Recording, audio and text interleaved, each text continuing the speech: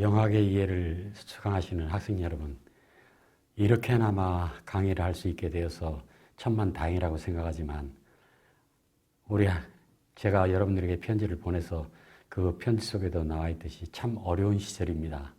어려운 시절이라서 제가 평소에 강의실에서 하던 이런 것들을 압축해서 해야 되기 때문에 첫째, 내용이 참 제 생각에는 부족한 그런 면이 있습니다. 두 번째는 제가 이런 것들을 처음 해보기 때문에 굉장히 미숙할 겁니다. 그리고 무슨 편집 기술을 발휘한다든지 한다든지 이럴 수 없게 되어서 참 부족한 점이 많은데도 여러분들이 많이 이해해 주시고 또 그리고 다음에 우리가 대면 수업을 할 수 있을 때에는 제가 좀 더 이 부족한 이 면들을 보강을 해서 여러분들에게 좀 더 충실한 강의가 되도록 할 것을 약속드립니다. 그러면서 무엇보다도 여러분 항상 건강에 조심하시고 또 여러분 가족들이 항상 건강하기를 빌면서 오늘 영학의 이해 첫 번째 수업을 진행할까 합니다. 영학의 이해는 여러분들이 화면에 보시는 것처럼 제가 여러분들에게 보내드린 자료에 나와 있는 것처럼 이 교재는 총 7개의 챕터로 이루어져 있습니다. 물론 전체 15주의 강의 시간으로 본다면 챕터가 굉장히 많지 않구나라고 생각하실지 몰라도 이 챕터 내용들이 굉장히 조금 난해한 부분도 있고 여러분들이 처음 접하는 그런 부분도 있어서 한 챕터당 거의 한 2주 정도씩을 강의를 해야 될 걸로 생각합니다. 그래서 오늘은 그 챕터의 전반적인 구성에 대해서 말씀드린다면 첫째는 이 영어학은 결국 언어라는 커다란 그런 카테고리 속에서 하나의 부분이 될 겁니다. 이렇기 때문에 언어라는 게 무엇인가 하는 것들을 좀 더 거시적인 관점에서 여러분과 같이 검토를 해보고 그 다음에 가서는 이제 각 챕터별로 음성학, 의문론, 또 형태론, 그리고 통사론, 의미론들을 다룰 경우에 영어에 관련되어 있는 것들을 중심으로 주로 다루도록 하겠습니다. 오늘 여러분들과 다루는 첫 번째 챕터, 이 챕터는 보시는 바와 같이 5개의 섹션으로 구성이 되어 있습니다.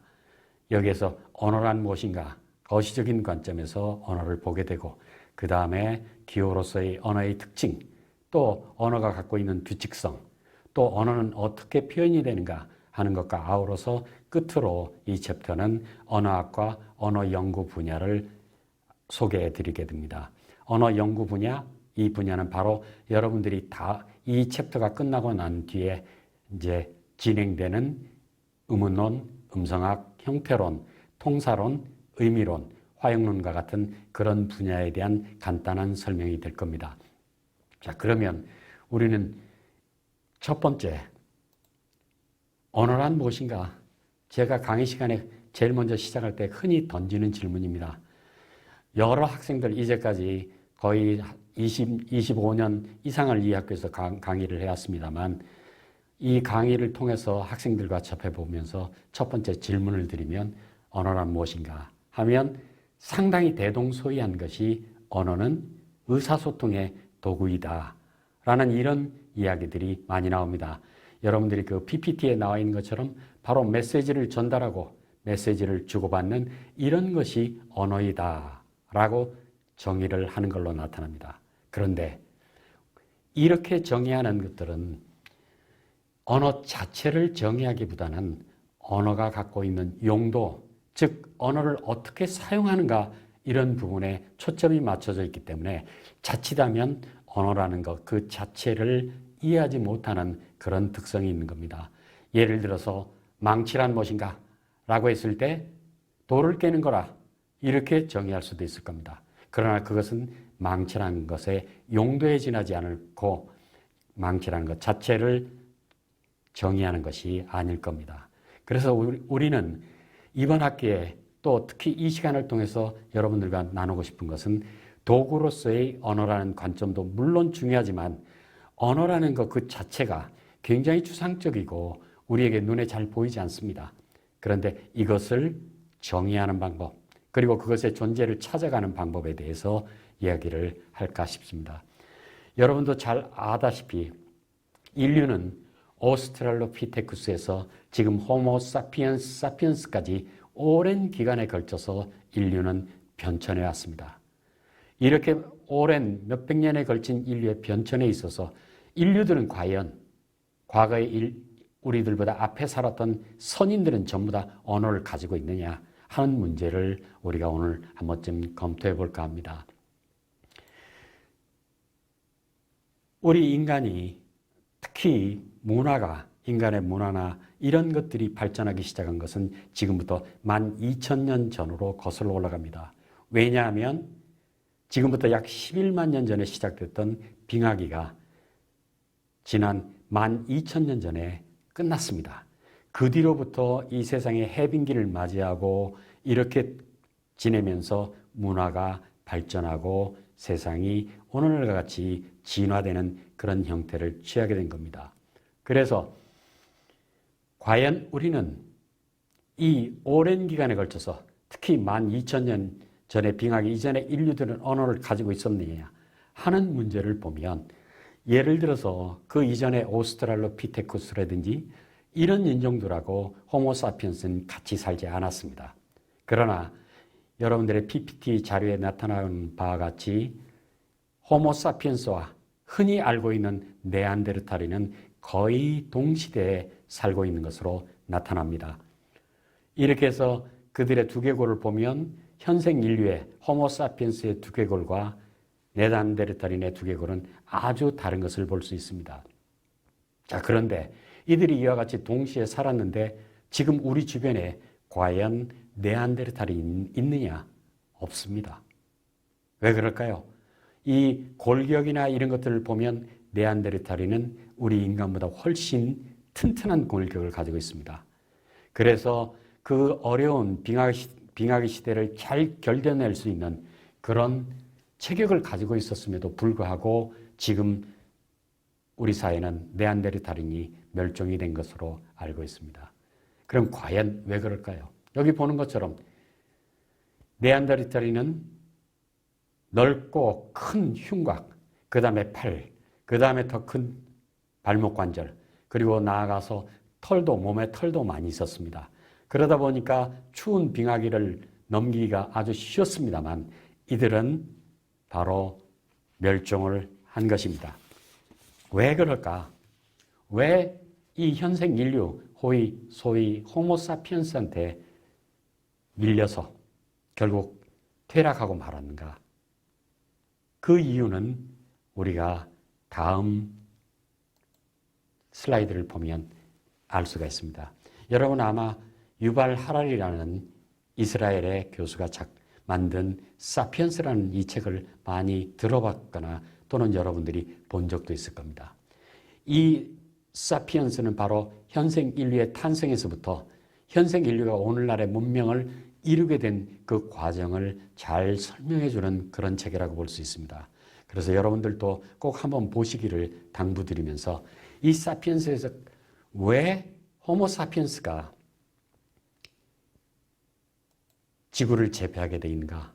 이 책에 대한 간단한 그 번역한 그 김영사에서 내놓은 그 자료를 보게 되면 호모사피엔스는 어떻게 끝까지 살아남았나? 네안데르탈인은 멸종되는 것 반면에 여기에 대해서 여기 빨간 걸로 표시해 놓은 것처럼 그 이야기가 설명이 나옵니다. 어떻게 인간이 유일한 승자가 됐을까? 언어를 사용한 호모사피엔스는 인지혁명으로 종교, 계급, 돈, 국가와 같은 가상의 실체를 만들어냈고 이는 인간만의 독창적인 신무기가 됐다고 저자는 꼬집는다 라고 지적하고 있습니다. 여기서 바로 인지혁명이라는 것은 언어를 사용해서 거기에서부터 시작된다는 그런 얘기입니다. 여기에 대한 원문을 읽어보면 이 유발 하라리가 쓴 원문을 읽어보면 일부분에 이와 같이 되어 있습니다. Homo sapiens conquered the world thanks above all to its unique language. 인간만이 독특한 언어를 가지고 있다고 얘기하고 있습니다. 여기서 바로 어떻게 그럼 인간만이 가지고 있었는가? 네안데르탈인은 그런 언어가 없었는가? 네안데르탈인도 인류와 비슷한 모형을 갖고 있었지만 네안데르탈인은 기본적으로 해박적인 약점이 있었습니다. 여기 여러분들의 자료에 보면, PPT에 보면 이런 걸 볼 수 있습니다. 여기에 인간의 입안 구조가 나옵니다. 여기서 여기까지 보면 굉장히 넓은 구조를 볼 수 있습니다. 여기에 보이는 부분이 되겠죠. 그와 반면에 네안데르탈인은 보시는 바와 같이 이 부분이 굉장히 좁습니다. 이와 같이 인간만이 독특하게 언어를 구사하기 위해서는 이 부분이 입안의 안의 부분이 굉장히 여유로워야 되고 또 혀가 자유롭게 움직일 수 있어야 언어를 구사할 수가 있습니다.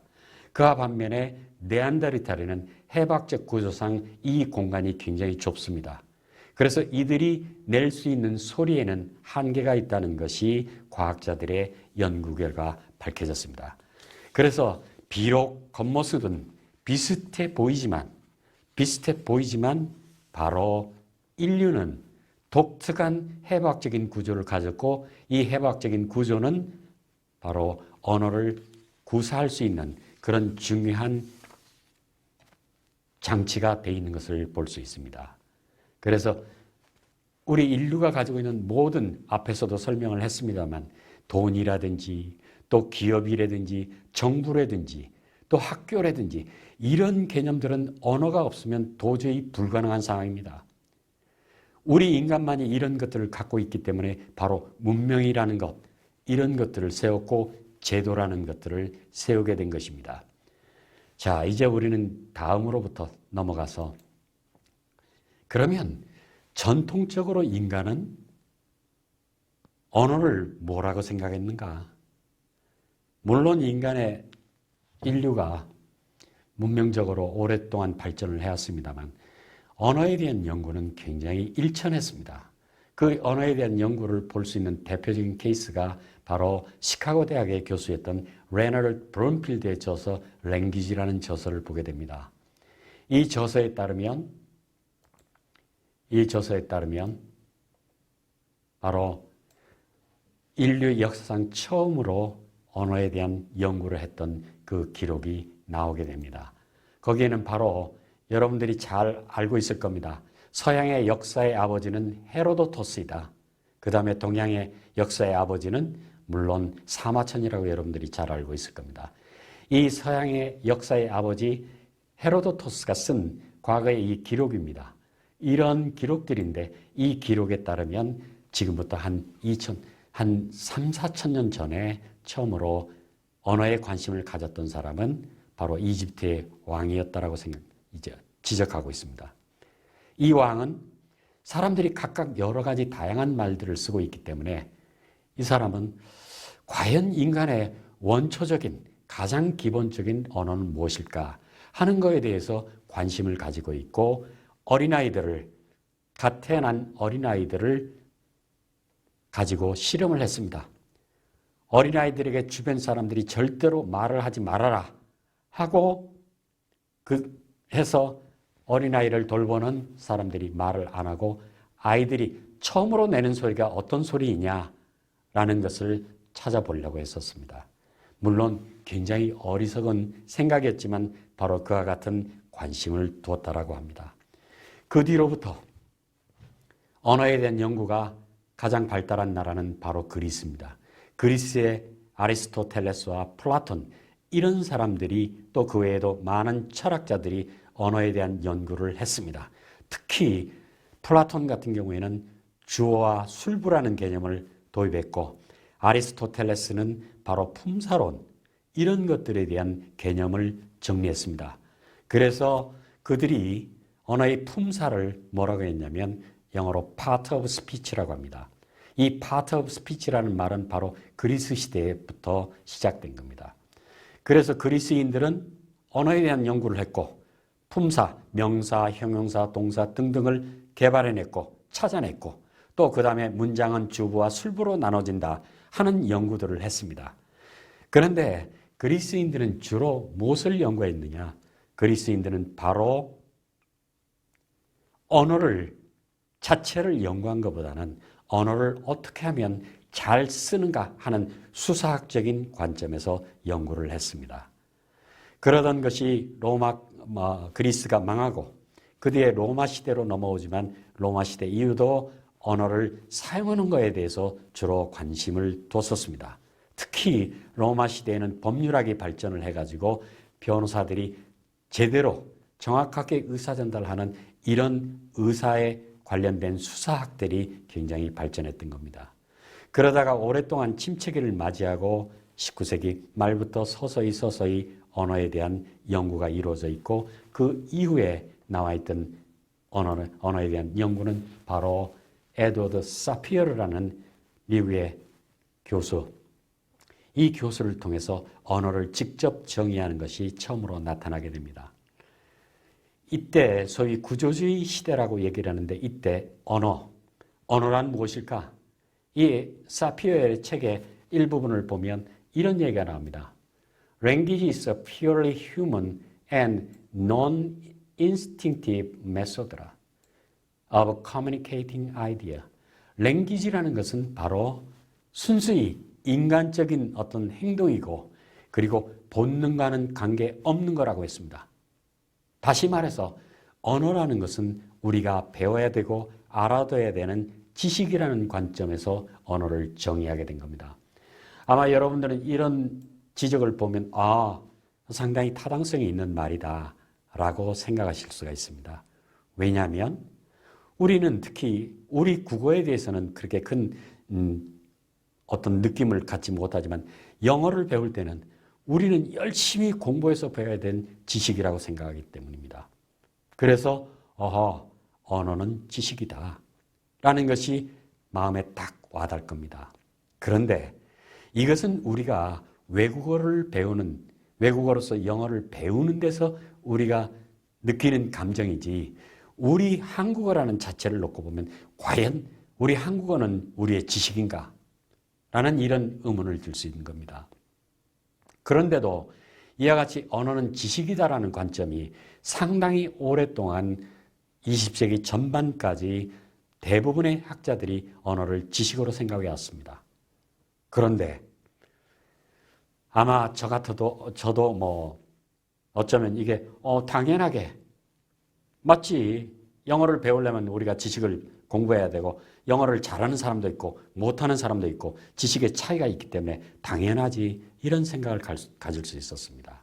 그런데 제가 그 서양에 가서 특히 미국에 가서 공부를 하면서 느끼고 서양 학문을 공부하면서 느꼈던 점은 서양 사람들이 상당히 독특한 특징을 갖고 있다는 겁니다.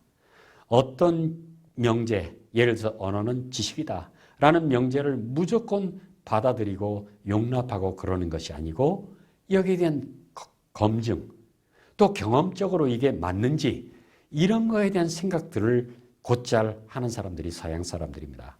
그래서 이런 이론들이 나온 지 얼마 안 돼서 여기에 대한 의문을 갖게 됐습니다. 그리고 언어는 본능이다, 지식이 아니다 라는 이런 제안이 나오게 됐습니다. 거기에 이런 제안을 가지게 된 중요한 동기는 바로 언어 지식이 갖고 있는 특징, 언어가 갖고 있는 특징. 첫 번째, uniformity라는 말이 있습니다. 두 번째, rapidity. 그 다음에 세 번째, critical period라는 이 세 가지 요소를 보고 언어는 지식이 아닐 수 있다라는 관점을 갖고 여기에 대한 연구를 하게 된 겁니다. 우선 첫 번째, 유니포머티라는 말은 이런 겁니다.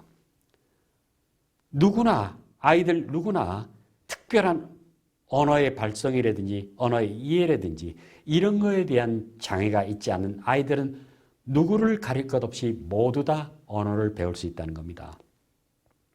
이게 유니포머티의 특징입니다.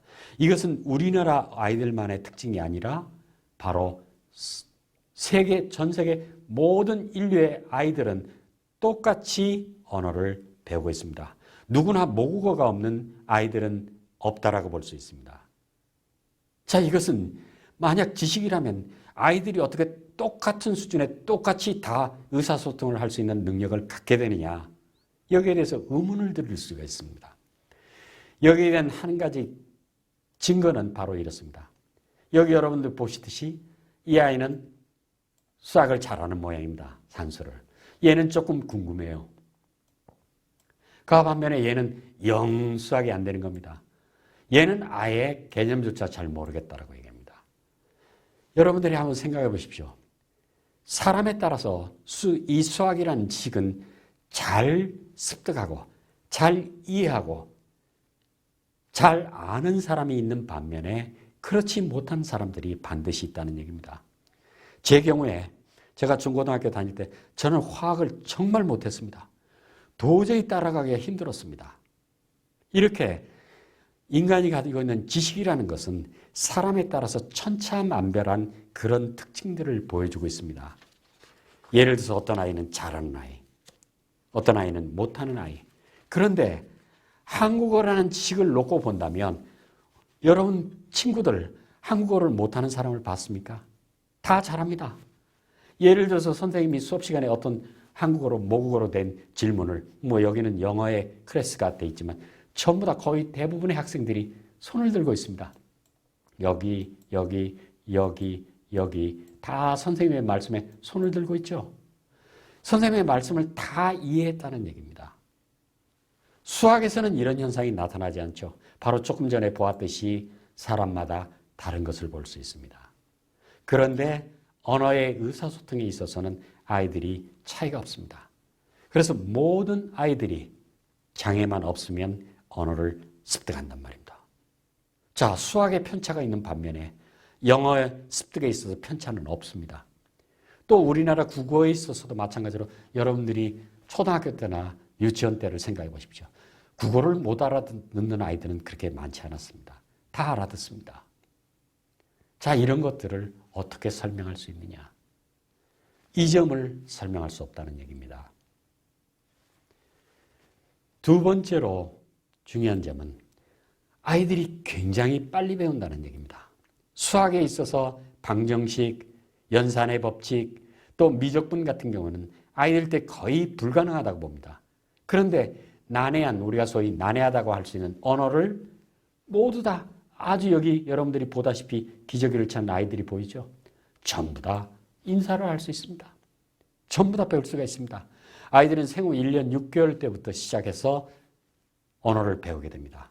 1년 6개월이라면 굉장히 어린아이들, 채 2년이 안 된 아이들입니다. 그때부터 벌써 엄마, 아빠 이런 등등의 간단한 언어부터 시작해서 언어를 표현할 수 있다는 얘기입니다. 그런데 수학이나 화학, 이 아이들에게 가르쳐 보십시오. 가능한가? 불가능합니다. 언어는 굉장히 빨리 배우는 거예요. 그리고 더군다나 이 아이들이 무슨 학원이나 학교에 가서 배우는 게 아니고 스스로 자기 부모들의 이야기, 자기 주변의 이야기들을 듣고 생후 1년 6개월 정도에서부터 말을 하기 시작한다는 얘기입니다. 그리고 굉장히 빨리 배웁니다. 그래서 생후 1년 6개월에서 약 5년 정도에 이르게 되면 거의 한국어를 또는 영어를 자기 모국어를 각각 구사할 수 있게 됩니다. 자, 이와 같이 빨리 배우는 거. 물론 우리는 저를 포함해서 여러분들은 영어를 배우는데 굉장히 오랜 시간이 걸렸죠. 이건 모국어가 아니기 때문입니다. 그러나 우리는 5살 때쯤 됐을 때는 벌써 의사소통을 자유롭게 하고 텔레비를 보거나 뭐를 보거나 어려움이 없이 살았던 겁니다.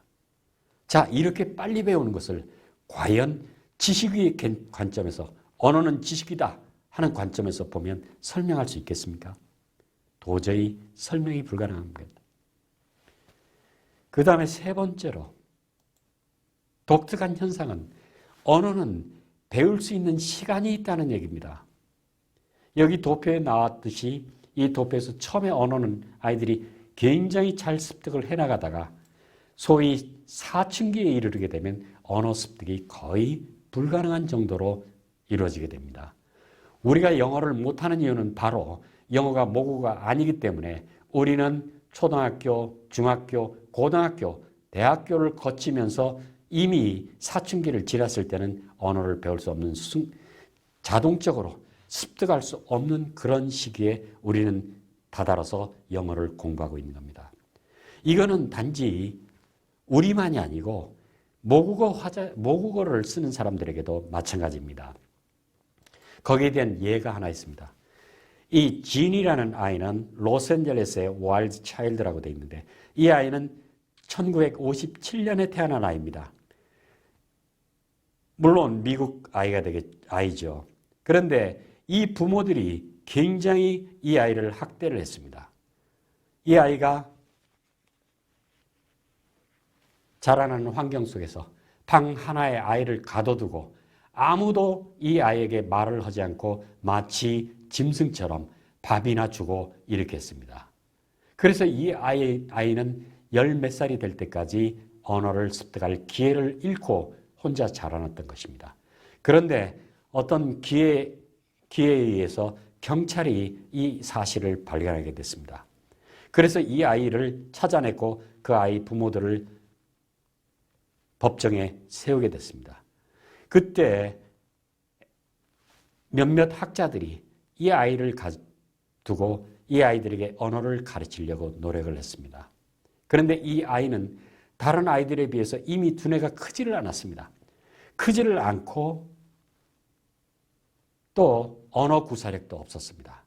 그런데도 14살 때부터 이 아이에게 영어를 가르치려고 노력했습니다만 결국 실패했습니다.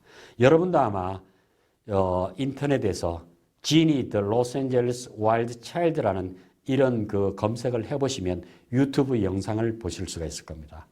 이것을 보면 이 아이가 얼마나 학대를 받았는가 하는 것에서부터 그 뒤에까지 전부 다 볼 수 있었습니다. 그런데 이 아이는 네이티브 스피커이지만 결국 불행하게도 영어를 완벽하게 네이티브 스피커처럼 구사하지 못하는 그런 결과를 보여줬습니다. 이걸 통해서 인간은 자기 모국어의 습득, 언어의 습득은 태어난 지 1년 6개월부터 시작해서 경험을 하고 알아야 되는데, 배워야 되는데 그럴 기회를 갖지 못하면 사춘기를 지났을 때는 영영 그 언어를 모국어처럼 여기 보는 것처럼 이 사춘기가 지났을 때는 그 언어를 구사하는 능력을 가지지 못한다는 겁니다. 자, 내가 여러분들에게 왜 이런 말씀을 드리냐. 자, 모국어로서의 언어는 사춘기가 지나면 배울 수가 없습니다. 그와 반면에 여러분들이 수학이나 물리학이나 화학이나 이런 것들을 공부해 보십시오. 예를 들어서 법학 같은 경우에는 대학원생이 돼서 드디어 법학을 공부하게 됩니다. 왜냐하면 법학 전문대학원에 들어가야 되니까. 그때도 법학이라는 지식을 공부해서 변호사가 되고 법학의 전문가가 되기도 합니다. 이와 같이 일반 지식들은 나이에 관계없이 누구나 습득할 수가 있습니다. 그와 반면에 언어는 이 기간, 이 크리티컬한 피어리드를 지나면 도저히 습득이 불가능하다는 얘기입니다. 그래서 여러분이나 저는 외국어로서 영어를 배우는데 이때는 지식이 됩니다. 네이티브 텅이 아니고 지식이 됩니다. 그래서 엄청난 어려움을 겪고 있고 극복하지 못하는 그런 한계를 보여주고 있습니다. 이와 같이 우리는 지금까지 검토해 보면 모든 아이들이 똑같이 배운다. 다른 지식에 비해서 차별이 없다. 둘째, 아이들이 빨리 배운다. 그 다음에 세 번째, 아무리 배우려고 해도 어떤 특정한 시간을 지나면 배우지 못한다 하는 이런 관점을 보게 됐습니다. 자, 이걸 지식으로 설명할 수 있습니까? 지식으로 설명할 수가 없습니다. 여기에 대한 대안이 바로 여기에서 볼 수 있습니다. 노암 첨스키라는 미국의 유명한 언어학자가 계십니다. 이분이죠. 이분은 1950년대 이후부터 두각을 나타내는 많은 논문들을 썼습니다. 이분의 아이디어는 인간의 언어는 내재적이다. 즉 인간은 언어를 가지고 태어난다라고 봤습니다. 이것을 좀 더 이분의 아이디어를 확대시키고 발전시켜서 이것을 책으로 만든 사람이 바로 스티븐 핑크라는 교수입니다. 이분이죠. 여기 있는 분이. 이 부분이 바로 무슨 책을 썼느냐. Language Instinct라는 책을 썼습니다. 언어라는 것은 인간의 본능이다. 인간이라면 누구나 가지고 있는 본능이다. 라는 이런 관점을 제시하게 된 겁니다. 즉, 언어는 지식이 아니라 우리가 걷고 말하고 또 걷고 또 뛰고 울고 웃고 하는 이런 모든 인간의 본능처럼 언어도 인간이 본능적으로 가지고 태어난다 라고 보는 것이 바로 이 입장인 것입니다. 여러분도 기회가 된다면 이 스티븐 핑크의 The Language Instinct라는 책을 한번 꼭 읽어봐 주시길 바랍니다. 이와 같이 단 몇십 년 사이에 새로운 아이디어가 태어난 겁니다. 그리고 인간의 언어에 대해서 규명을 하려고 그랬어요. 우린 굉장히 추상적이라고 생각했는데 이 언어를 규명하기 위해서 바로 인간에 대한 연구를 시작했던 겁니다. 언어는 어디에 있느냐? 본능으로서 어디에 있느냐? 인간의 본능은 전부 다 어디에 있냐면 뇌에 있습니다. 여기 보는 것처럼 뇌는 크게 두 가지 요소로 이루어져 있습니다. 첫 번째는 여러분들이 보신 것처럼 혈관입니다. 이 혈관은 두뇌에 있는 모든 세포들에게 영양을 공급해주는 중요한 요소입니다. 예를 들어서 여러분 컴퓨터를 보시면 컴퓨터에 전기가 들어와야 되죠. 전기가 들어오지 않으면 컴퓨터가 작동을 안 합니다. 인간의 두뇌는 모두 다 이 심장에서 보내주는 이 혈액을 통해서 영양을 공급받고 또 거기서 우리가 불순물들을 다시 내보내서 정화시켜주는 이런 역할을 해줍니다. 그러니까 두뇌에 들어가 있는 혈관은 바로 에너지를 제공하는 중요한 도구입니다. 또 하나 두뇌에 있어서 중요한 요소는 바로 정보입니다. 정보 전달하는 이 신경망입니다. 여기에 들어있는 신경망들. 이런 것들이 전부 다 신경망이라고 볼 수 있습니다. 이 신경망이 바로 목을 통해서 그리고 척추를 통해서 전 우리 몸에 퍼지게 됩니다. 그래서 인간은 첫째, 두뇌는 혈관, 둘째는 이 신경망이라는 걸 갖게 됐습니다. 이 신경망은 바로 여러분들이 컴퓨터를 할 때 인터넷으로 하려면 반드시 연결이 돼야 되죠. 인터넷 망하고 연결되는 이런 두 번째 요소와 똑같은 역할을 해줍니다. 이 두 가지 요소가 결합돼서 인간의 두뇌가 작동이 되는데 여기에 있는 이 신경망은 이렇게 볼 수 있습니다. 뉴런이라고 볼 수 있습니다.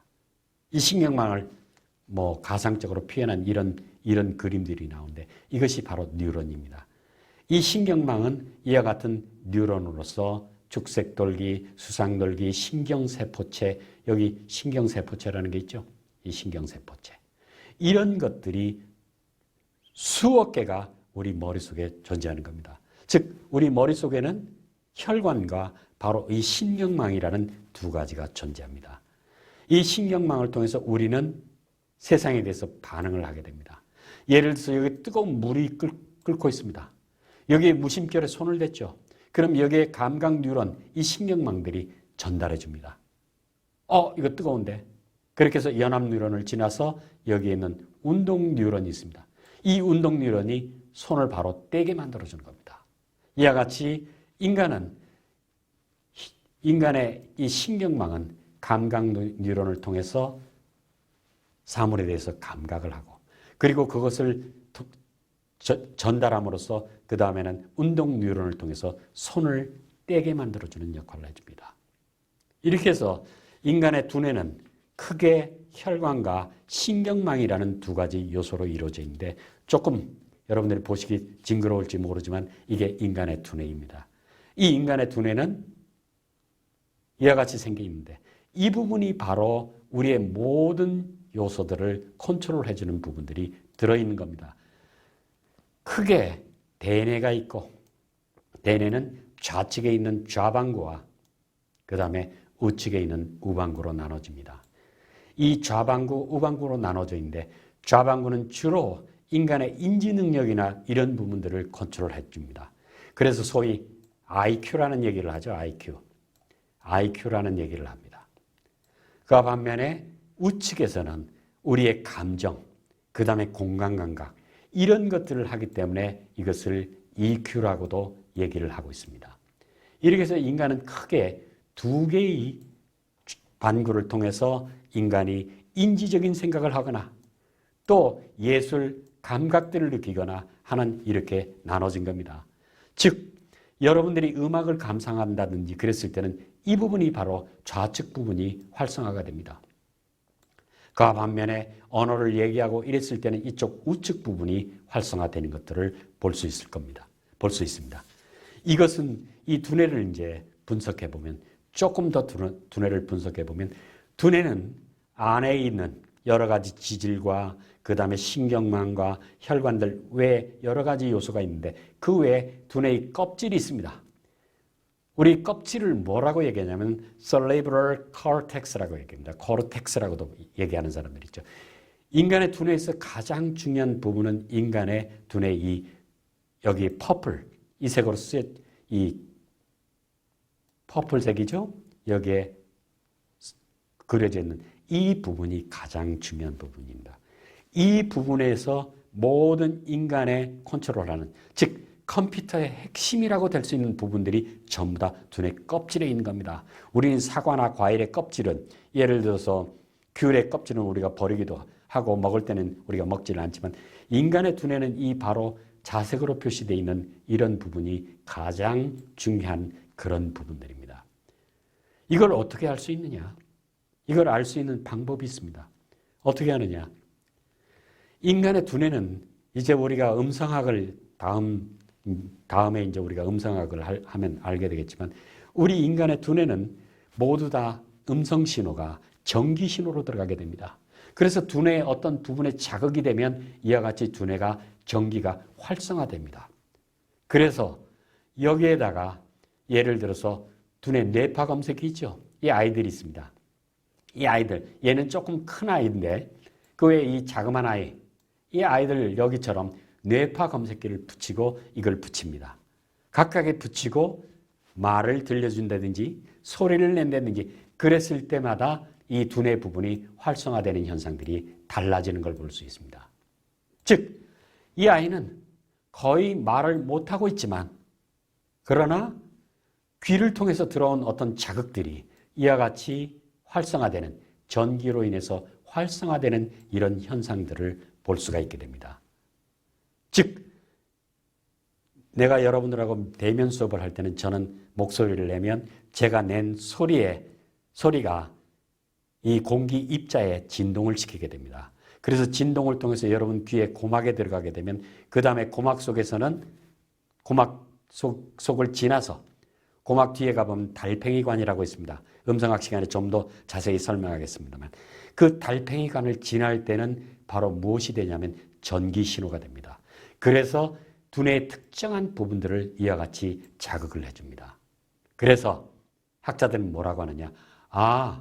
이 부분에서 바로 이 소리를 프로세스하고 있구나. 또 이 부분에서 이런 일을 하고 있구나. 활성화되는 정도에 따라서 바로 이와 같은 분석이 가능해지는 겁니다. 이런 것들이 이와 같이 지금은 현대시대라서 과학이 무지하게 발전했고 또 이와 같은 뇌파 검색기라든지 이런 것들이 굉장히 발전한 지금 우리는 얼마든지 실험을 통해서 입증하고 알 수 있습니다만 이것을 알게 된 것은 꽤 오래전에 지금처럼 과학이 발달하기 전이었습니다. 이분 여러분들이 생년월일을 보듯이 폴 브로카라는 분은 1824년에서 1880년까지 살은 분입니다. 지금보다 한 세기가 훨씬 이전이죠. 이분은 바로 의사였는데 이분이 특히 두뇌에 대한 의사였습니다. 그래서 두뇌에 다친 환자들이나 이런 환자들을 조사해 봤을 때 이 부분에 이상이 있는 환자들을 발견하게 됐습니다.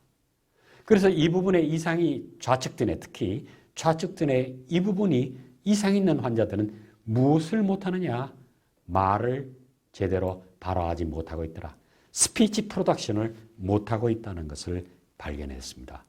그래서 이 부분의 이름을 뭐라고 얘기하냐면 브로카의 에어리어라고 얘기를 하고 있습니다. 이 사람의 이름을 따른 거죠.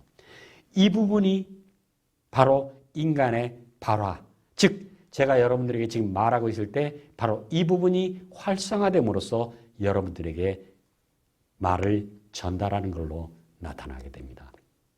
그래서 바로 1900년대 이전에 1800년대에 바로 이 부분에 대한 이해를 하게 됐습니다. 그래서 우리 인간의 언어를 말하려면 두뇌의 이 부분이 반드시 활성화돼야 되는구나 하는 생각을 가졌던 겁니다. 그 다음에 이분도 스위스의 의사인데 이분의 이름은 베르니케라는 분입니다. 베르니케. W로 써있지만 이건 독일어식으로 발음하니까 베르니케입니다. 베르니케라는 이분은 바로 이 부분 좌측 두뇌 아까는 여기 앞에 브로카는 앞쪽에 있는데 뒷부분에 이상이 있는 환자들을 분석하게 됐습니다. 그래서 보니까 이 부분에 이상이 있는 사람들은 언어의 이해, 즉 understanding of written and spoken language, 이 부분에 이상이 있는 사람들은 언어를 이해를 하지 못한다는 겁니다. 즉, 이 부분에 장애가 있다든지 그렇게 했을 때는 바로 언어를 이해를 하지 못한다는 겁니다.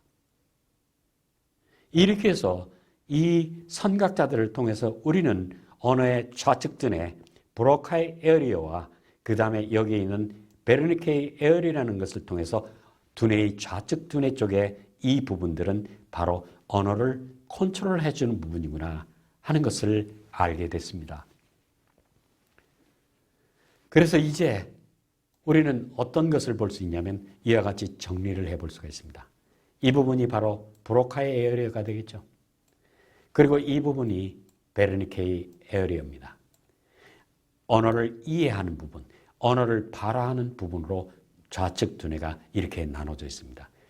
뒤에 부분은 여러분들이 특히 형태론을 할 때 여러분들에게 말씀을 드리겠지만 이 부분은 언어를 저장하는 부분입니다. 어휘를 저장하고 기억을 하고 이러는 부분인데 이 부분은 바로 뒷부분에 있습니다. 그래서 예를 들어서 어쩌다가 잘못 넘어서 뒤가 멍 떨어지든지 그랬을 때는 멍하다라는 얘기를 하죠.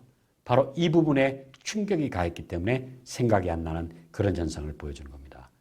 그래서 우리 인간의 언어는 태어날 때부터 좌측 두뇌의 앞쪽과 좌측 두뇌의 뒤쪽 그리고 나아가서 뒷부분까지 서로 연관관계를 맺으면서 언어를 발화하고 언어를 습득하고 언어를 이해하는 이런 관계를 갖게 되는 겁니다.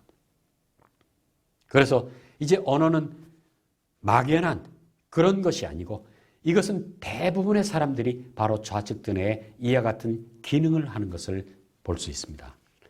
여기에 있는 모터 코르텍스라는 부분이 있습니다.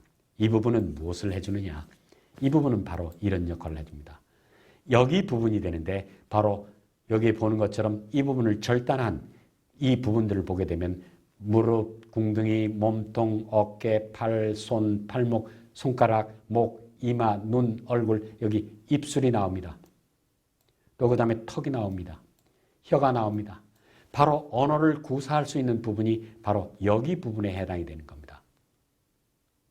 그래서 입술을 움직일 때는 바로 여기에 있는 부분이 명령을 내려야 됩니다. 그래야 아, 어, 오, 우 할 수 있는 거죠. 여기와 밀접하게 연결된 게 바로 여기 있는 브로카의 에어리어. 브로카의 에어리어. B자가 되죠. 여기는 뒷부분에는 바로 누가 있느냐? 베르니케의 에어리어가 있죠. 이렇게 있습니다. 이와 같이 입술, 혀, 턱 이런 부분들을 컨트롤하는 부분과 그 다음에 언어를 발화하는 부분, 여기 발화하는 부분, 발화하는 부분은 여기죠.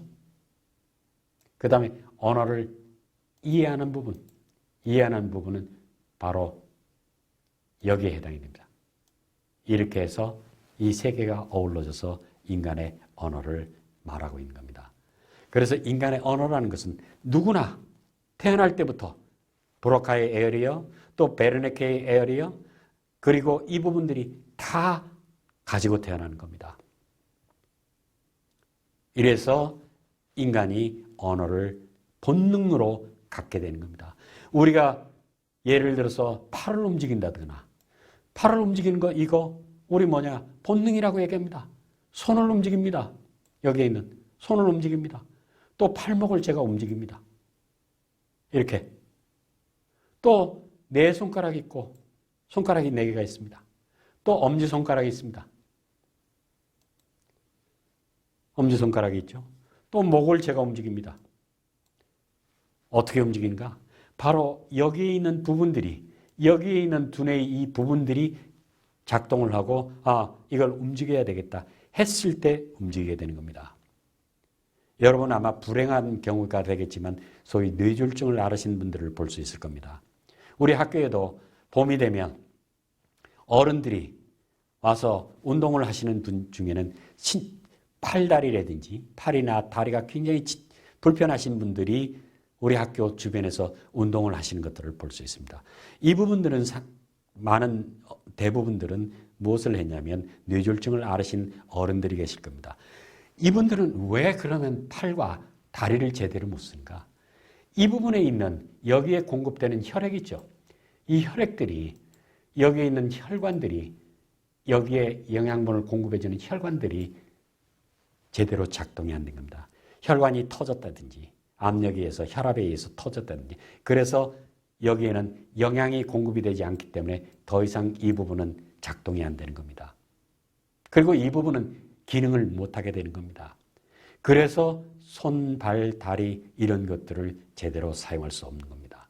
결국 우리 인간의 기능은 모든 것이 무엇에 의해서 컨트롤되냐면 두뇌에 의해서 컨트롤됩니다. 그래서 우리가 보통 제가 60kg가 채 안 되는 몸무게지만 제 몸무게 전체에서 머리 부분이 차지하는 건 그렇게 크지가 않습니다. 얼마 안 되죠? 여러분들 이 두뇌 해봤자 얼마가 되겠습니까? 굉장히 적습니다, 용량이. 근데 이 두뇌, 양측 두뇌가 사용하는 에너지는 우리 전체 에너지의 3분의 1 정도까지 사용합니다. 왜? 바로 여기에서 작동을 해야 우리 신체를 쓸 수 있기 때문입니다.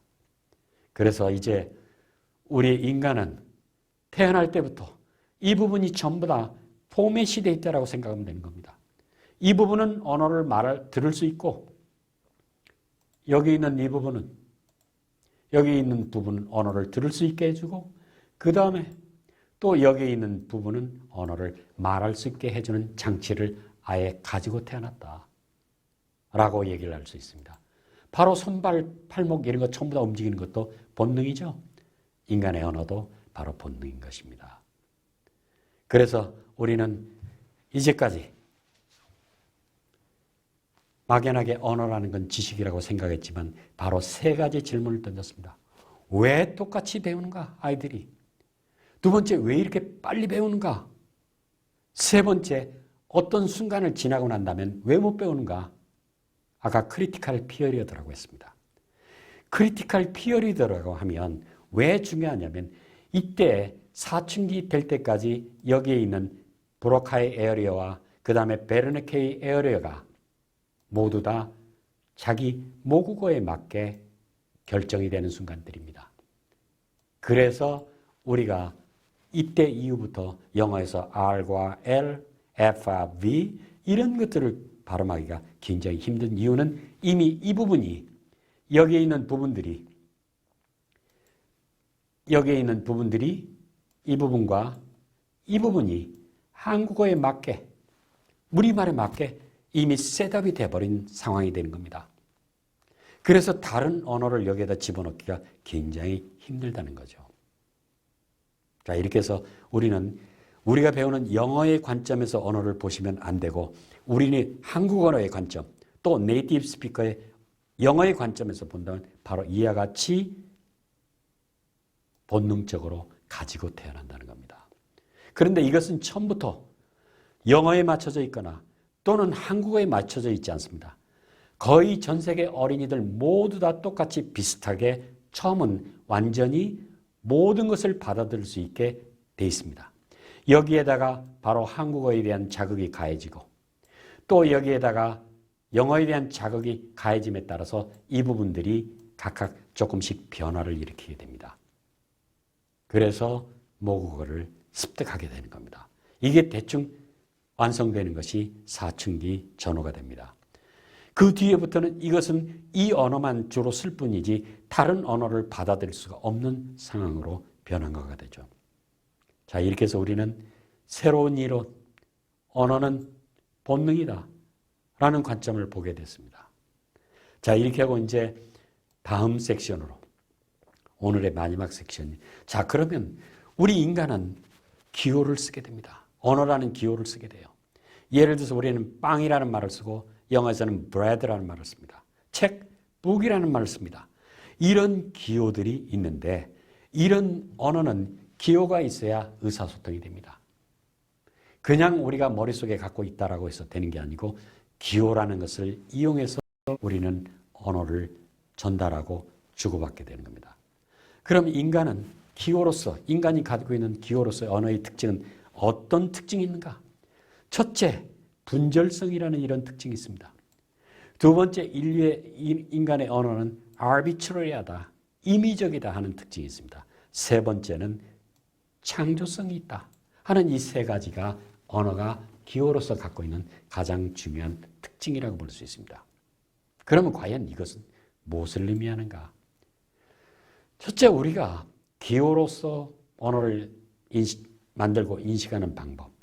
이것이 바로 우리가 소위 분절성이라고도 얘기를 합니다.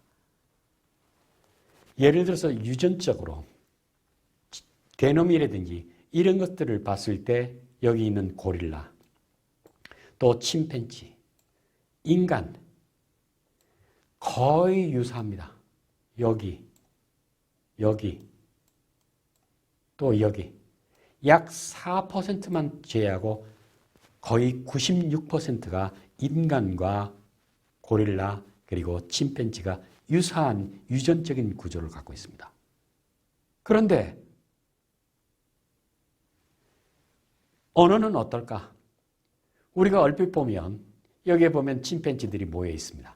뭐라고 중얼거리고 있죠? 자, 얘네들 의사소통을 하는 것 같아요. 언어를 가지고 있는 것 같아요. 여기 인간도 마찬가지로 지금 둘이 이야기를 하고 있습니다.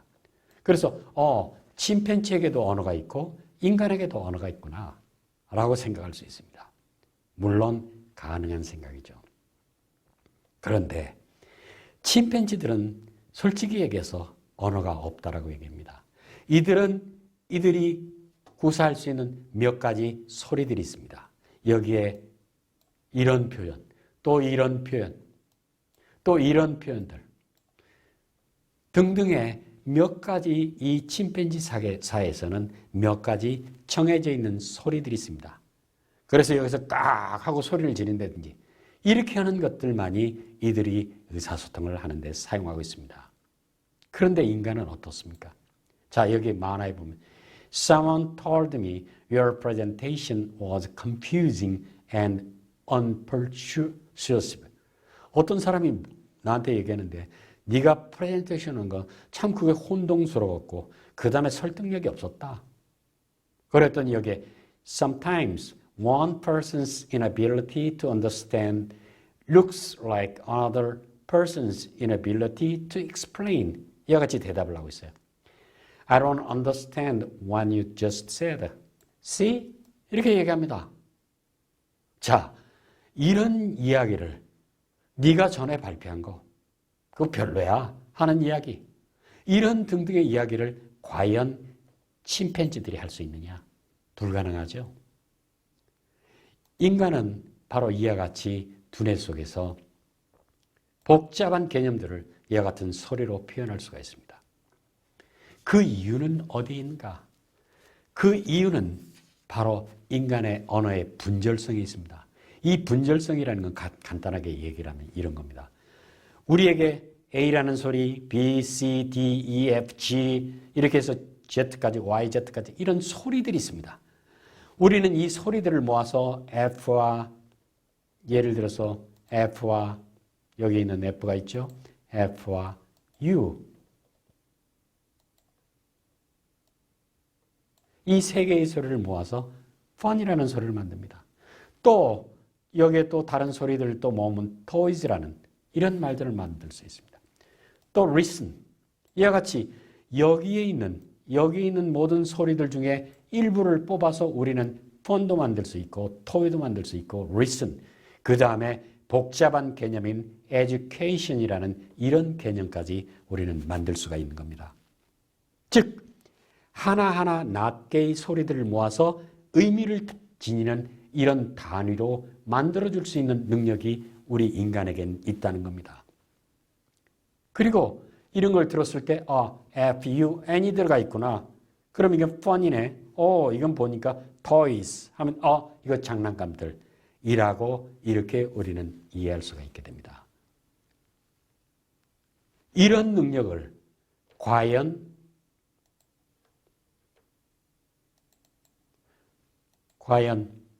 여기 다시 돌아가 보면 이 침팬지나 이런 것들은 갖고 있느냐? 갖고 있지 않습니다. 인간은 바로 이와 같이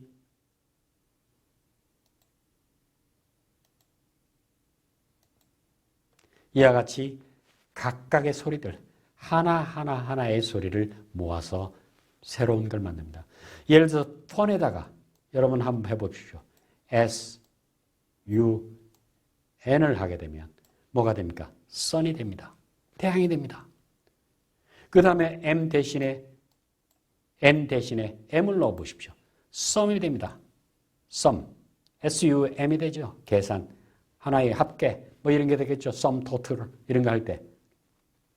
자, 이와 같이 여기에 T자 대신에 B자를 넣어보십시오. 그럼 무엇이 됩니까? boys가 됩니다. 소년들이 된다는 얘기입니다. 이와 같이 인간은 하나하나 낱개의 소리들을 모아서 새로운 단어를 만들고 뜻을 전달해주는 중요한 장치를 가지고 있습니다. 그래서 인간 언어의 기호로서 언어의 가장 큰 특징은 여러 가지를 합칠 수 있다는 얘기입니다. 자, 그와 반면에 침팬지에게는 그런 게 없습니다. 원숭이, 개들도 있고 여러 가지 있지만 이들은 근본적으로 그런 소리 두뇌적으로 없을 뿐만 아니라 해박적인 구조가 아주 다릅니다. 이게 인간의 해박적인 구조인데 아까도 보여주다시피 뒷부분이 열려 있습니다. 여러분의 우리의 혀가 자유자재로 이 넓은 공간에서 움직일 수 있습니다. 그와 반면에 침팬지는 여기 부분과 여기 부분이 닫혀 있습니다. 이 공간이 거의 없습니다.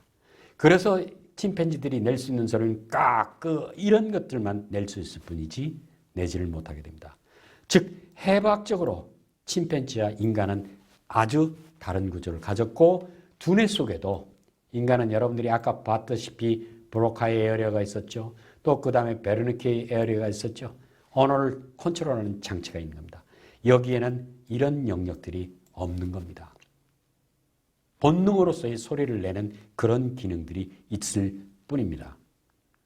자, 이렇게 해서 인간 언어의 기호로서의 가장 첫 번째 특징은 바로 분절성이다. 소리들을 여러 개의 소리를 합쳐서 하나의 의미가 가지는 단위를 만들어낼 수 있는 것이 언어이다 라는 것을 볼 수 있습니다. 두 번째, 인간 언어의 큰 특징은 기호와 의미 관계. 자, 우리가 기호를 보낸다면 기호에는 각각의 의미가 있습니다. bread 하면 빵이라는 의미가 있죠. 그렇죠. toy 하면 장난감이라는 의미를 있습니다. 그런데 toy라는 그런 기호와 장난감이라는 의미 사이에는 이게 임의적이라는 것입니다.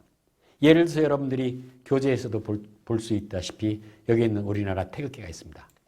여기에 우리는 흰색이 있고 또 검정색이 있고 빨간색이 있고 파란색이 있습니다. 여기 우리는 흰색은 밝음과 순수 평화사랑이라고 했습니다. 이런 것들을 보여주기.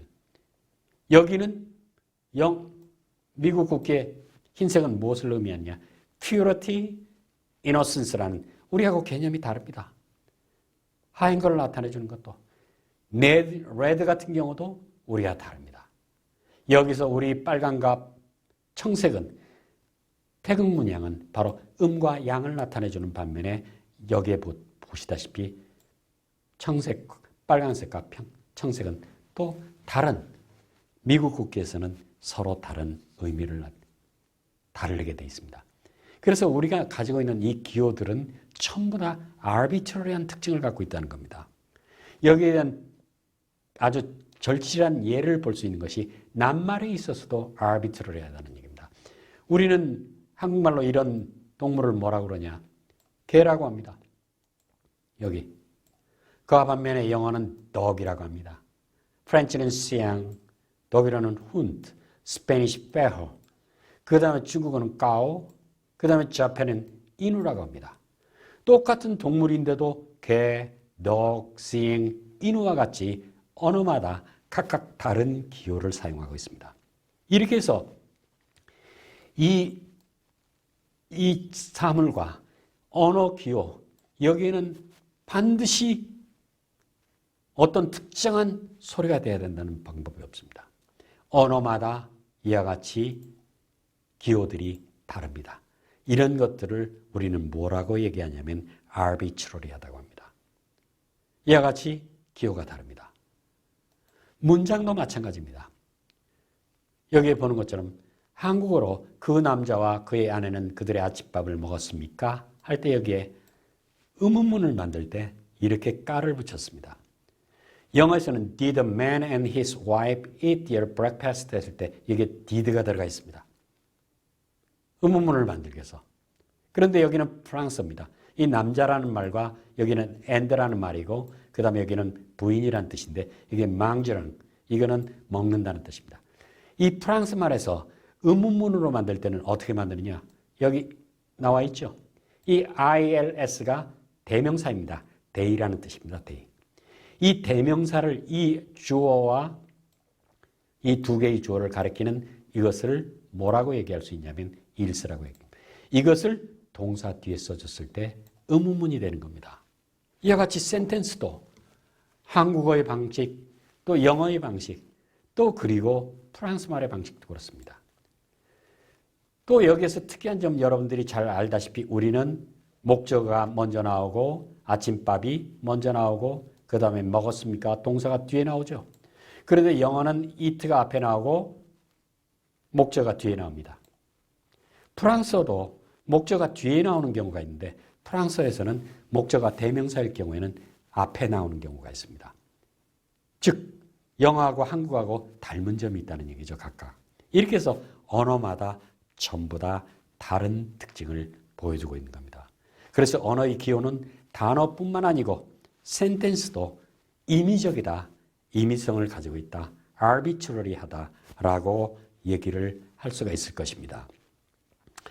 자, 그 다음에 이제 끝으로 인간의 언어는 어떤 성질을 가지고 있느냐? 인간의 언어는 창조성이라는 걸 가지고 있다는 겁니다. 인간의 언어는 어떤 거냐? 이건 이런 얘기입니다. 아까 우리가 이미 봤지만 예를 들어서 원숭이, 침팬지들은 몇 개의 소리를 가지고 있습니다. 공포스러울 때 짖는 소리, 즐거울 때 짖는 소리 이런 것들을 다 가지고 몇 개를 가지고 있습니다. 그런데 우리는 수없이 많은 문장, 수없이 많은 단어를 만들어낼 수 있는 능력을 언어는 가지고 있습니다. 이것을 바로 창조성이라고 얘기하는 것입니다. 여기에 대표적인 케이스, 예를 들어서 낱말이 있습니다. 여러분 교재에 나와 있는 것 마찬가지로. 이 낱말에서 카운터에다가 act를 붙입니다. 그럼 카운터 액트가 되고 또 act에다가 이브를 옆에 나란히 늘어놓게 되면 active가 됩니다. 또 카운터와 act와 여기엔 act와 이브를 붙이게 되면 이와 같이 counteractive라는 새로운 단어가 태어납니다. 옆으로 나열함으로써 우리는 수없이 많은 새로운 단어를 만들어낼 수 있는 그런 능력을 우리 언어는 가지고 있습니다.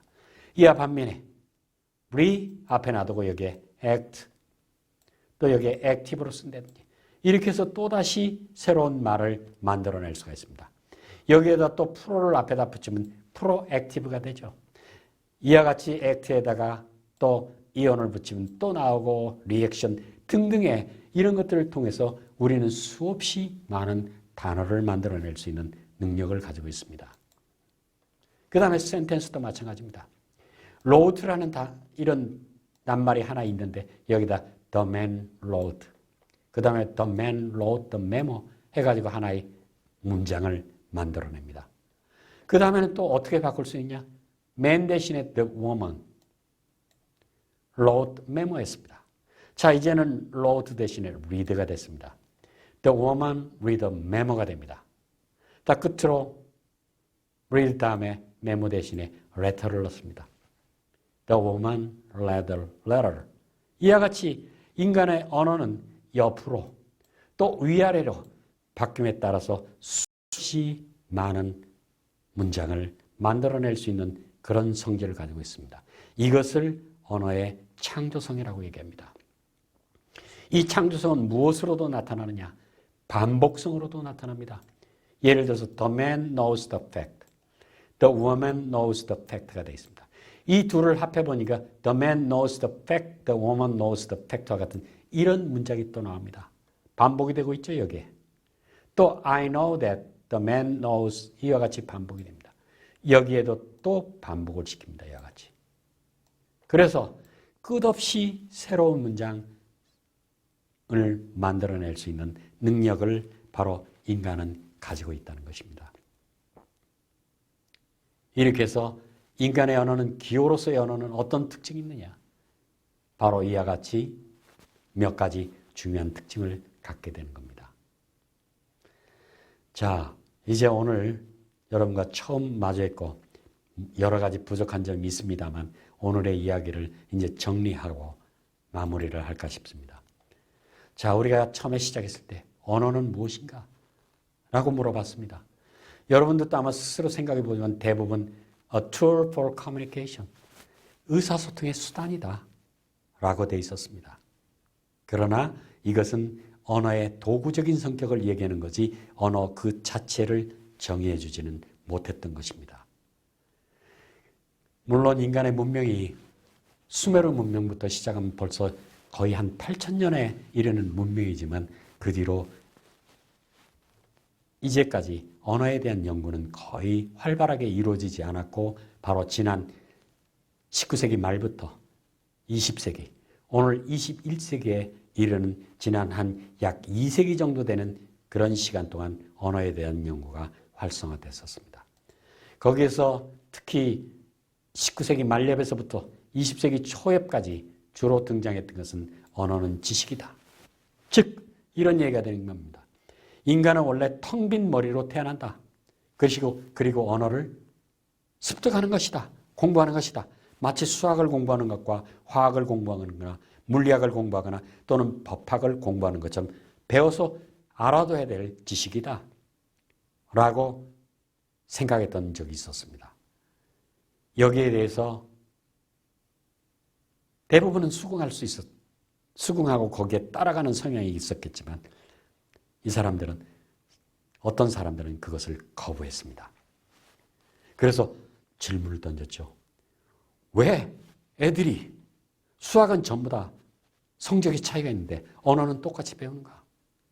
또 그 다음에 수학이나 법학이나 이런 건 배우려면 나이 먹어서 이렇게 배워야 되겠지만 그런데 아이들은 언어를 굉장히 빨리 배웁니다. 다른 어떤 것보다. 빨리 배우는가?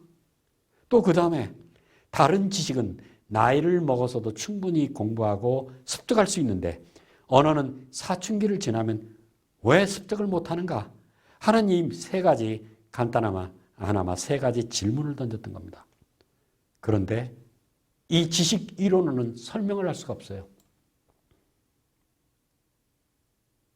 나이가 먹어서 50, 60이 됐어도 언어를 네이티브 스피커처럼 배울 수 있어야 되는데 배울 수가 없다는 얘기입니다. 그것을 설명해 주지 못하고 있습니다. 이렇게 해서 대두된 이론이 아까 여러분들에게도 전해드린 것처럼 언어는 본능이다 라고 했습니다. 이 부분은 바로 1950년대부터 지금은 이제 은퇴하셨지만 MIT의 노암 첨스키라는 교수, 이분이 바로 주창한 것입니다. 인간은 언어라는 것을 이분 말씀에 따른다면 유니버설 그래머라고 하는데 보편적인 언어, 이것을 어렸을 때부터 태어날 때부터 좌측 두뇌 포매팅해서 가지고 있다라고 얘기를 했습니다. 그래서 이것을 무엇이라고 표현했느냐? 스티븐 핑커는 바로 language instinct라고 했습니다. 언어는 인간의 본능이다. 이 language instinct의 첫 번째 장을 여러분들이 보시게 되면 바로 재밌는 일화를 볼 수 있습니다. 서양인 탐험가들이 태평양을 탐험하다가 어떤 섬에 올라가게 됐습니다.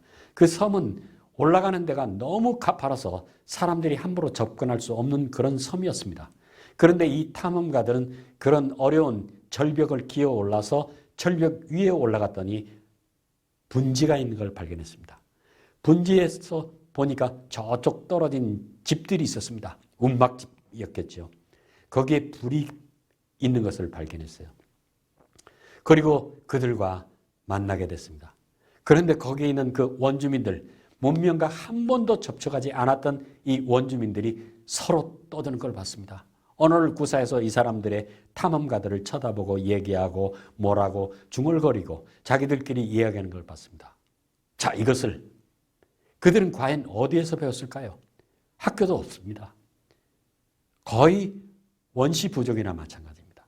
바로 언어는 본능이었기 때문이라고 소개하는 일화가 바로 이 책의 첫 번째 장에 나타나 있는 겁니다. 그래서 우리는 이제 영어를 공부하는 입장에서 하는 게 아니라 영어를 네이티브 텅으로 갖고 있는 사람들, 그리고 한국어를 모국어로 갖고 있는 사람들의 언어는 어떻게 생겨 있는가를 우리는 공부하게 될 것입니다. 이 언어의 본능, 이것은 바로 일관되게 누구나 배울 수 있다는 점, 그리고 아이들이 빨리 배운다는 점, 그리고 여기에는 크리티컬한 피어리드가 있다는 점, 배우는 데는 절대로 노력만으로 불가능하다는 이런 점들을 가지고 인간 언어가 독특한 본능이다라는 결론을 내리게 됐던 겁니다. 그러면 이 본능은 어디에 있는가? 본능은 바로 두뇌에 있습니다. 여기 있는 베르네케 에어리어, 여기 있는 브로카 에어리어, 그리고 여기 있는 베르네케 에어리어가 누구나 포매팅이 돼가지고 나온다는 겁니다. 예를 들어서 A4 용지가 있다면 이 두뇌의 껍질을 우리 인간이 참 끝으로 한 가지 말씀드리고 싶으면 인간이 왜 다른 동물에 비해서 똑똑한가? 두뇌에서는 껍질이 가장 중요하다고 그랬습니다. 코르텍스가. 이 코르텍스가 인간은 A4 용지 약 4장 정도를 가지고 있습니다. 침팬지, 그 다음에 고릴라 한 장이 채 한 장 정도가 될까 말까 합니다. 즉 두뇌의 껍질 코르텍스가 인간은 4개가 있고 다른 동물들은 하나 정도에 지나지 않습니다. 용량이 다른다는 겁니다. 컴퓨터로 얘기한다면 여기는 우리는 몇 기가바이트를 가지고 있으면 여기는 몇 K바이트 정도 가지고 있는 거에 지나지 않는 겁니다. 이 두뇌는 모든 부분들이 포매팅이 되어 있습니다. 각각 전부 다 나누어서 포매팅이 되어 있습니다. 그래서 이 포매팅한 부분들은 전부 다 자기가 독특하게 할 수 있는 기능을 가지고 태어나는 겁니다. 손가락을 움직일 수 있는 기능, 예를 들어서 발가락을 움직일 수 있는 기능, 또 다른 걸 움직일 수 있는 기능들을 전부 다 가지고 있고, 또 예를 들어서 언어를 발화하는 데서 혀를 움직일 수 있는 기능, 또 턱을 움직이는 기능, 입술을 움직이는 기능, 이런 기능들이 전부 다 다른 기능들과 마찬가지로 포매팅이 된 것입니다. 그래서 인간만이 언어라는 독특한 도구를 갖고, 이것이 바로 이 언어를 갖고 있는 이 언어가 우리 호모사피엔스가 이 지구상에서 세계를 정복하게 해준 중요한 동기가 됩니다. 그리고 이 언어의 이 부분들은 지금 현재 원숭이나 침팬지가 예를 들어서 자기들끼리 모여있을 때 옛날 얘기 하겠습니까? 야, 옛날에는 먹을 게 많았었는데, 옛날에는 비가 많이 왔었는데, 이런 얘기 안 할 겁니다. 지금 현 상황에 대해서 분이 못합니다. 그런데 인간은 여기 있는 이 두뇌 언어 조직은 과거, 현재, 미래를 얘기할 수 있습니다. 그리고 여기서 바로 추상적으로 우리는 모든 제도를 만드는 겁니다. 법이라는 거, 또 수학이라는 거, 지식이라는 거, 또 정부라는 이런 모든 것들은 호모사피엔스 그에 관한 책을 썼던 유발 할라리의 책에 나타나 있는 바와 마찬가지로 바로 인간의 언어의 인지 능력이 바로 작동된 겁니다. 그래서 인간 호모사피엔스는 바로 첫 번째 혁명은 우리가 일반적으로 얘기할 때 농업혁명이라고 얘기하지만 첫 번째 호모사피엔스의 가장 중요한 것은 인지력을, 언어를 통한 인지력의 혁명이 있고 그 다음에 농업혁명이 시작되고 산업혁명이 시작되고 그 다음에 이제는 여러분들이 정보화 시대, 정보혁명이 이루어지고 있는 겁니다. 이런 것들이 전부 다 어디에서 태어나냐? 언어에서 태어나는 겁니다. 컴퓨팅이라는 말이 요즘에 많이 나오고 있습니다. 그것도 바로 무엇을 가지고 얘기합니까? 코드라는 거 있죠. 컴퓨터 랭귀지가 있습니다. 이 랭귀지를 통해서 아이디어와 생각들을 구체화시키는 것이 바로 오늘날의 컴퓨터 프로그램이라고 얘기할 수 있습니다. 자, 오늘 여러분들에게 처음 이런 강의를 하게 되는데 많은 준비를 해야 됨에도 불구하고 여러 가지 기술적이나 이런 것들이 부족해서 오늘 이 정도의 강의로 마치고자 합니다. 무엇보다 여러분들이 이 강의를 들으시고 인터넷을 통해서 여러분들이 들으시게 되는데 들으시고 궁금한 점이나 또 여러분들이 더 질문하고 싶은 점이 있다면 언제든지 제가 여러분들에게 알려드린 이메일로 연락을 주십시오. 또 전화로 필요하다면 전화로 또 얘기를 해주시고 그럼 제가 여기서 아마 많이 부족할 겁니다. 여러분들에게 충분한 지식이 전달됐는지 확신을 갖지 못할 정도로 여러분들이 처음 접하는 개념들이기 때문에 어렵고 힘들 겁니다. 그러면 언제든지 연락을 주시게 되면 여러분들에게 답변을 해드리고 또 여러분들이 참고로 할 수 있는 것들을 안내해 드리도록 하겠습니다. 우선 오늘 처음으로 여러분들에게 이런 화면을 통해서나 만나게 돼서 반갑습니다. 자, 그리고 끝으로 여러분들에게 한 가지 당부드리고 싶은 게 있습니다. 보다시피 저는 이런 강의의 전문가가 아닙니다. 그래서 많이 준비하는 것도 기술적인 준비나 이런 것들이 아주 부족한 실정입니다. 그래서 부족한 면이 굉장히 많이 있기 때문에 여러분들이 이 강의는 여러분들에게만 공개되는 강의로 하겠습니다. 그래서 여러분들에게 이 강의를 들을 수 있는 주소나 어떤 제반 사항들에 대해서 제가 따로 안내를 보내도록 하겠습니다. 그러면 그것에 의해서 여러분들만 참여를 해주시고 여러분들이 이것을 널리 확산하지 않았으면 좋을 것 같습니다. 왜냐하면 부족한 점이 많기 때문이죠. 오늘 아까 여기 오다 보니까 신문에 나왔습니다. 오늘자 신문에 모 신문에 나와 있는데 어느 대학 교수님이 이런 강의를 했는데 이게 비공개가 되지 않고 그러다 보니까 수없이 많은 80명 강의인데 900명이 들어오고 1000명이 들어와가지고 거기에다가 밑에 댓글인지 뭔지를 달았는데 전혀 우리 강의나 이런 것과 관계없이 쓸데없는 얘기도 있고 조롱하는 얘기도 있고 등등의 별로 좋지 않은 것들이 많이 있었습니다. 그래서 저는 여러분들에게 꼭 당부드리고 싶습니다.